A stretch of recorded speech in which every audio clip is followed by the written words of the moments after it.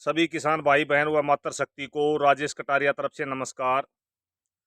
आज हम बात करेंगे भी एप्पल बेर की खेती में फ्लावरिंग स्टेज पे जो भी अहम ज़रूरी कार्य है और साथ की साथ भाई किस तरह से हम ज़्यादा से ज़्यादा फ्रूट सेट कर सकते हैं और फ्रूट सेट होने के बाद फ्रूट के साइज बढ़ाने के लिए हमने कौन से अहम कार्य हैं जो समय समय पर करते रहना चाहिए। तो बारी बारी सभी विषय में बात करेंगे। तो सबसे पहले ज़्यादा समय ना गवाते हुए बात करते हैं भाई स्प्रे के विषय में, क्योंकि फ्लावरिंग स्टेज पे स्प्रे का जो विषय होता है वो बहुत ही अहम होता है। तो आप रेगुलर जो हमारी वीडियो देखते आ रहे हैं उस वीडियो में आपको जिक्र था भाई 05234 भाई 05234 का हमने हर 15 दिन में स्प्रे करना है,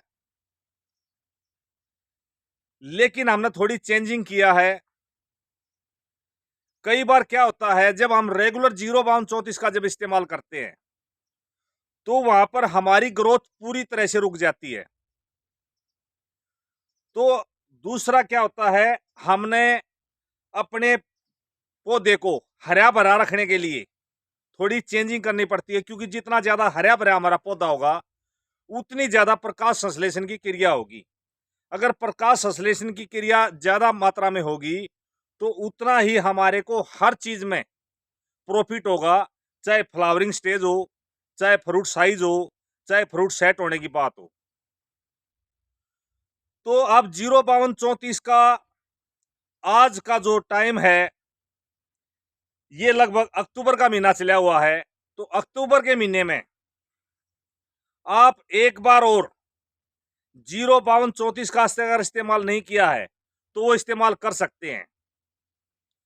जिसने अभी इसी टाइम यानी कि ये अक्टूबर का हमारा लगभग मध्य आने वाला है, तो 05234 का जिस भाई ने इस्तेमाल कर रखा है वो भाई 13-40-13 NPK 13-40-13 का इस्तेमाल करेगा।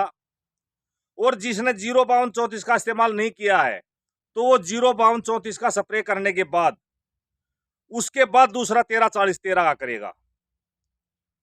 आप शेड्यूल बना सकते हैं, लगभग एवरेज 5 स्प्रे हमारी और होंगी, चाहे वो 05234 हो या 13-40-13 हो। तो 2 स्प्रे आपने 13-40-13 की करनी है और 3 स्प्रे आपने 05234 की करनी है। ये दिसंबर तक हम 05234 और 13-40-13 का यूज कर सकते हैं।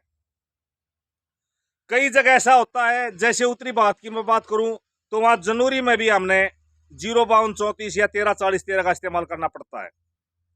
तो आने वाले समय में जैसी भी रिक्वायरमेंट होगी वो बता देंगे, लेकिन अभी पहली थ्योरी क्या है भाई, आप 05234 की 3 स्प्रे और 2 स्प्रे 13-40-13 हर 15 दिन में 1 स्प्रे अवश्य करेंगे। इसके बाद बात आती है भाई, जिस किसान भाई ने फंगीसाइड का इस्तेमाल अगर अभी तक नहीं किया है तो वो फंगीसाइड का जरूर इस्तेमाल करे।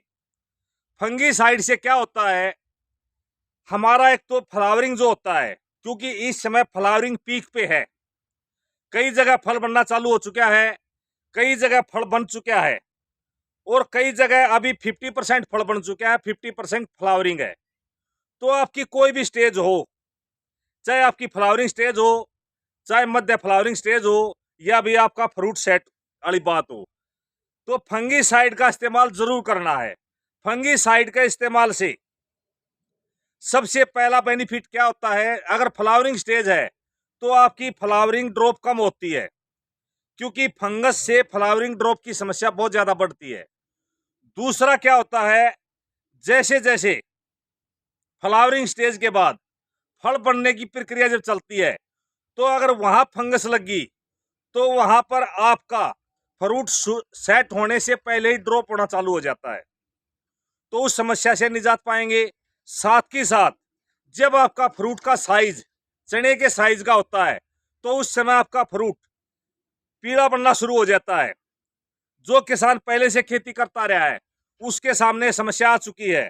15 से 20% फ्रूट जो हमारा पीला हो जाता है, और पीला होने के बाद फिर काला हो जाता है और गिर जाता है।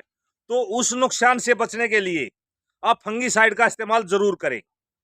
जिस किसान भाई ने एक बार इस्तेमाल किया है तो वो 15 से 20 दिन के बाद एक बार दोबारा इस्तेमाल करे, और जिसने इस्तेमाल अभी तक नहीं किया है वो जरूर फंगीसाइड का इस्तेमाल करे।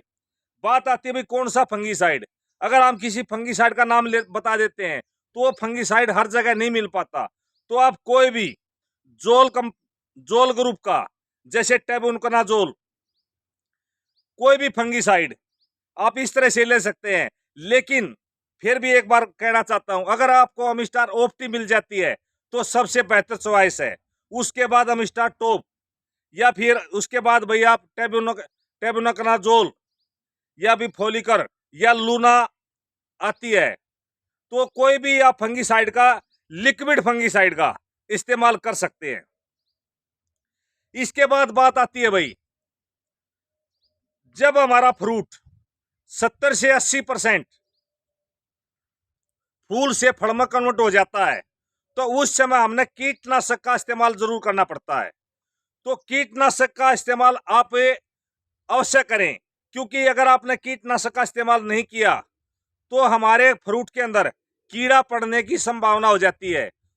और हमारे खेत में बरसात अब की बार अलग अलग समय पे अनचाही बरसात, यानी कि जरूरत भी नहीं है तो भी बरसात आ रही है, तो बरसात से बहुत ज्यादा मात्रा में कीट पतंगे पैदा हो जाते हैं। तो उस समय आप कीटनाशक का इस्तेमाल जरूर करें। फ्लावरिंग स्टेज पे किसी भी कीटनाशक का इस्तेमाल नहीं करें। अगर आपने करना तो हमारी वीडियो एक है भी फ्लावरिंग स्टेज पे आप कौन से कीटनाशक का प्रयोग कर सकते हैं, तो वो वीडियो देख सकते हैं। वो है हमारी राजेश कटारिया समसाना चैनल पे। इसके बाद बात आती है भी कौन से आप कीटनाशक का प्रयोग करें। तो आप किसी भी कीटनाशक का अच्छी कंपनी का लेके प्रयोग कर सकते हैं, क्योंकि कंपनी का नाम हम नहीं बताएंगे। कंपनी का नाम बताने से किसान कंफ्यूज हो जाता है, उसमें बड़ी समस्या आती है जी, हमारे इधर ये नहीं मिलता। तो आप कोई भी अच्छा कीटनाशक जिससे आपके खेत में इल्ली वगैरह या दूसरी फ्रूट फ्लाई, क्योंकि फ्रूट फ्लाई बहुत ज्यादा मात्रा में खासकर ग्रीन एप्पल बेर में बहुत ज्यादा डैमेज करती है। तो फ्रूट फ्लाई को भी मारे, इल्ली को भी मारे, और साथ की साथ आपके खेत में जो मच्छर मक्खी एक्स्ट्रा जो होते हैं, जो आपको हानिकारक होते हैं हमारी फसल के लिए, उन सभी का कल्याण कर दे। तो इस तरह से आप दो तरह के डोज भी मिला के स्प्रे कर सकते हैं। वो आपने जरूर करना है, वो करना अपने 70 से 80% जब आपका फूल से फल में कन्वर्ट हो जाए तो उस समय इस्तेमाल करें। अब बात आती है भाई, उसी दौरान हमने जड़ों के माध्यम से खाद देना होता है। तो जड़ों के माध्यम से कौन सा खाद दें। अगर जड़ों के माध्यम से अगर आप जैविक विधि से करते हैं तो हम स्पेशल एक वीडियो जैविक विधि की बताएंगे। उसमें स्प्रे भी जैविक तरीके से, कीटनाशक भी जैविक तरीके से, और जड़ों के माध्यम से जैविक तरीके से। यहां पर आप जैविक और रासायनिक दोनों तरीके से अगर खेती कर रहे हैं तो आप इस वीडियो के माध्यम से पूरी जानकारी लेके वो खाद डाल सकते हैं। अगर कोई किसान इस वीडियो को देखते देखते अगर बोर हो रहा है तो वो आसानी से वीडियो को छोड़ सकता है, क्योंकि वीडियो लंबी होने जा रही है। अगर लंबी वीडियो नहीं होगी तो पूरी जानकारी नहीं मिलती। वीडियो को स्किप बिल्कुल भी ना करें, क्योंकि एक वीडियो के माध्यम से हम पूरी जानकारी देना चाहते हैं किसान को, अगर भी किसी भी तरह कोई समस्या ना आए। तो आपने जड़ों के माध्यम से जो खाद देना है, जड़ों के माध्यम से अगर आप डीएपी देते हैं तो लगभग, अगर आपका 1 साल का पौधा है तो लगभग 100 ग्राम, अगर 2 साल का पौधा है तो 200 से 250 ग्राम। इसके बाद अगर आपका 3 साल या इससे अबो है तो लगभग आधा केजी यानी कि 500 ग्राम खाद। इसके बाद आती है पोटास। पोटास की मात्रा आधी कर लें। जैसे अगर आपने आधा केजी डीएपी दिया है तो लगभग 250 ग्राम पोटास। उसके अंदर कुछ मात्रा आप जिंक की भी मिश्रित कर सकते हैं, वो जरूरी है। तो वो जड़ों के माध्यम से खाद दे। अगर बात आती है भाई, जो किसान भाई डीएपी इस्तेमाल नहीं करता है तो सबसे बढ़िया खाद होता है, उसके अंदर NPK 12-32-16 नाइट्रोजन भी है, फास्फोरस भी है, पोटास भी है, तो वो सबसे बढ़िया खाद होता है, वो आप दे सकते हैं। मात्रा यही सेम रहेगी डीएपी वाली। जैसे 1 साल का पौधा 100 ग्राम, 2 साल का पौधा 200-250 ग्राम, 3 साल या इससे वो है तो लगभग 500 ग्राम। इसके अलावा एक खाद और आता है, वो आता है भाई 11 मिला का कॉम्प्लेक्स खाद, आप वो भी डाल सकते हैं।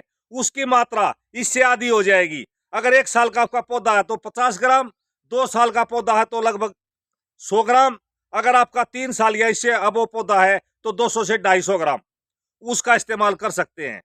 इसके बाद बात आती है भाई देसी खाद, अपना काउडग यानी कि गोबर का खाद, पुराना सड़ा हुआ वो गोबर का खाद अपना उसे डालना है। अगर 1 साल का पौधा है तो लगभग 5 केजी, अगर 2 साल का पौधा है तो लगभग 10 केजी, अगर 3 साल या इससे अब वो पौधा है तो 15 से 20 केजी खाद अवश्य डालें, क्योंकि वो धीरे धीरे आपके पौधे को न्यूट्रिएंट देता रहता है। तो इस तरह से आप खाद का जो शेड्यूल है ये पक्का बना के ये डाल दे। बात आती है भाई, कई किसान भाई कमेंट करते हैं भाई क्या हम वर्मी कंपोस्ट का इस्तेमाल कर सकते हैं? आप बेझिझक होकर वर्मी कंपोस्ट का इस्तेमाल कर सकते हैं। जितनी डोज हमने आपको बताई है देसी खाद की, उसकी आधी मात्रा वर्मी कंपोस्ट खाद डाल सकते हैं। वो बहुत ही बेहतर खाद होता है, उसके अंदर कई तरह के न्यूट्रिएंट होते हैं। इसके बाद बात आती है भाई सबसे जरूरी, जिस किसान भाई के खेत में अभी फ्लावरिंग पीक पे है, अगर उसने बोरोन का इस्तेमाल नहीं किया है, क्योंकि हमने पिछली वीडियो में बोरोन का जिक्र कर रखा है, तो बोरोन का इस्तेमाल जरूर करें। बोरोन का इस्तेमाल कितनी डोज लेनी है वो हमारी पिछली वीडियो आप जाके देख सकते हैं। अगर इस वीडियो में सभी जानकारी देंगे बहुत लंबी हो जाएगी। बोरोन के साथ आप कैल्शियम का इस्तेमाल करें। कैल्शियम बोरोन आपके फ्रूट सेट होने में, यानी कि ज्यादा फ्लावरिंग आने में और फ्लावरिंग ड्रॉप होने में, और साथ के साथ आपके साइज बढ़ाने में बहुत बड़ा सहायक होता है। इसके बाद एक अहम पहलू होता है भाई, वो हमारा पहलू होता है, सबसे पहले मैंने आपको बताया था, क्योंकि इतनी ज्यादा बातें आपके लिए कर रखी है तो लिखना बहुत जरूरी होता है। तो पहले बात आई थी भाई 0-32-34 की, फिर कैल्शियम की, इसके बाद आएगी भाई एग्रोवीरा प्लस लिक्विड फर्टिलाइजर, जो सबसे अहम है, जो आपके सबसे पहले आता है फ्लावरिंग की संख्या को बढ़ाता है, फ्लावरिंग से फल में कन्वर्ट होने के लिए मददगार होता है, फ्लावरिंग ड्रॉप होने से रोकता है, और आपके फल के साइज बढ़ाने में बहुत बड़ा सहायक होता है। एग्रोवीरा लिक्विड फर्टिलाइजर का आप शुरू से लेकर आखिरी तक हर स्टेज में इसका इस्तेमाल कर सकते हैं। इसका जो स्प्रे है वो हर 15 दिन में आपने एक स्प्रे करना है।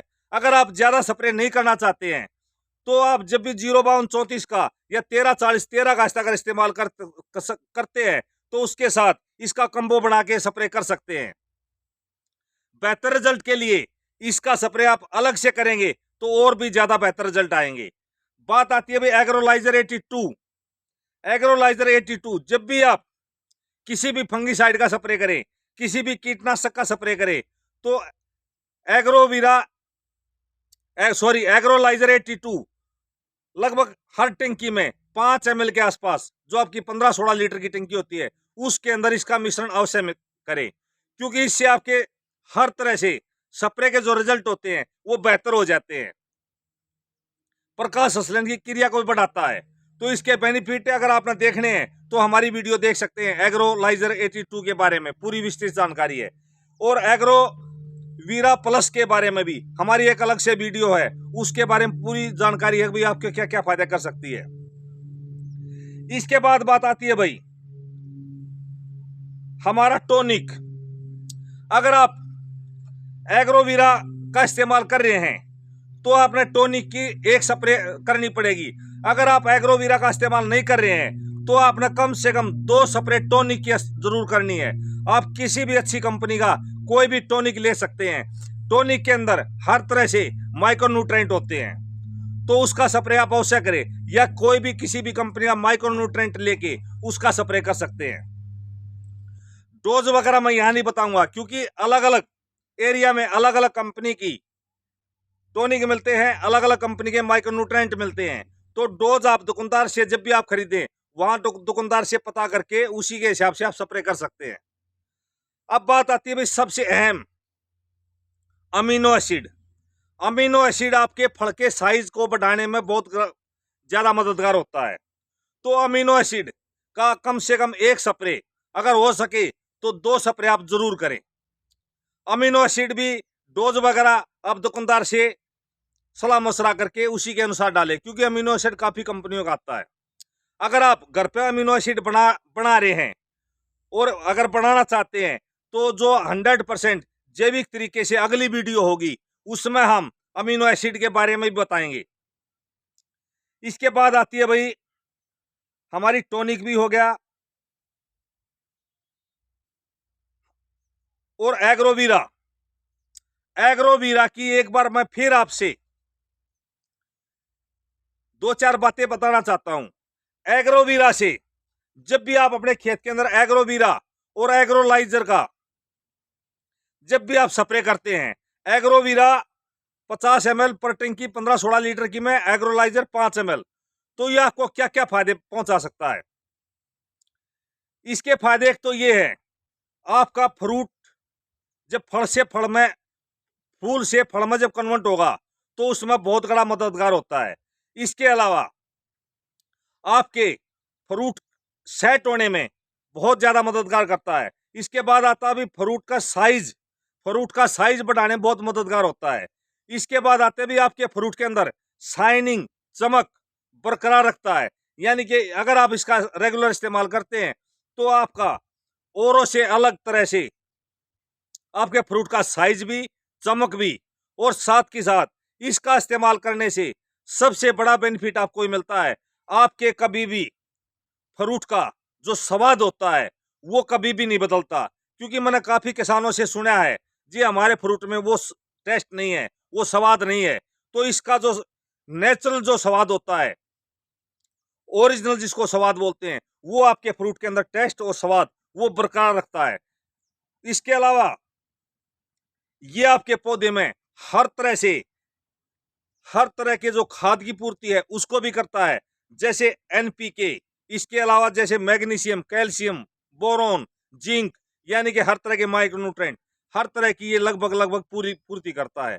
तो वीडियो बहुत लंबी होती जा रही है, आज की वीडियो में इतना ही। अगर कोई बात छूट जाती है तो आप कमेंट के माध्यम से, या आप किसान भाइयों के लिए, अगर किसान भाई को पूरी तरह से वीडियो अगर समझ में नहीं आती है तो 2 बार देख सकता है। फिर भी अगर आपको किसी भी तरह का कोई डाउट है, तो आप अपने सबसे पहले अपने खेत में जाएंगे, अपने खेत में जाके फोटो लेंगे अपने प्लांट का। उसमें कोई भी समस्या है तो फोटो लेके नीचे वॉइस मैसेज या लिख के, आपको कोई भी प्रॉब्लम है तो मेरे व्हाट्सएप नंबर पे आप डाल सकते हैं। आपको तुरंत तो जवाब नहीं मिल पाएगा, लेकिन 24 घंटे के अंदर आपको जवाब जरूर मिलेगा। आप बेधड़क होके किसी भी समय व्हाट्सएप कर सकते हैं। फोन किसी भी समय ना मिलाए, क्योंकि फोन हम कई तरह से बिजी होते हैं, तो फोन आपका नहीं उठा पाते, उससे किसान नाराज हो जाते हैं। तो आप व्हाट्सएप कर सकते हैं। व्हाट्सएप के माध्यम से ध्यान रहे, जब भी आप व्हाट्सएप करें, व्हाट्सएप करते समय आप पहले फोटो उतारेंगे या वीडियो बनाएंगे। छोटी ही वीडियो बना सकते हैं या फोटो उतार सकते हैं। फोटो मेरे पास भेजेंगे, वॉइस मैसेज जरूर उसके नीचे छोड़ेंगे या भी लिख के छोड़ेंगे। आपकी कोई भी प्रॉब्लम है तो वो प्रॉब्लम मेरे को ऐसे खाली कई किसान क्या होता है, फोटो भेज देते हैं, वीडियो बना के भेज देते हैं, उससे हमको नहीं पता लगता भी अगला क्या चाहता है, कौन सी बीमारी है, हमको क्या पता। उससे वीडियो से कभी नहीं पता लगता भी किस विषय में वीडियो बना रहा है। अगर वो वीडियो बोल के बना रहा है तो उसको समझ में आ सकता है, लेकिन बहुत से वीडियो खाली ऐसे बना देते हैं, उसमें कोई आवाज नहीं होती, तो वो हमारी समझ में नहीं आएगी। तो लास्ट में हमारा जो नंबर है वो नोट कर लीजिए, 9896484919, 9896484919। उसके बाद बात आती है भाई, किसी किसान भाई के पास अगर कोई ज्यादा समस्या है तो सुबह 10 बजे के बाद और शाम को 4 बजे के बीच में वो हमसे कॉल कर सकता है। धन्यवाद दोस्तों, जय हिंद, जय भारत, जय माता दी।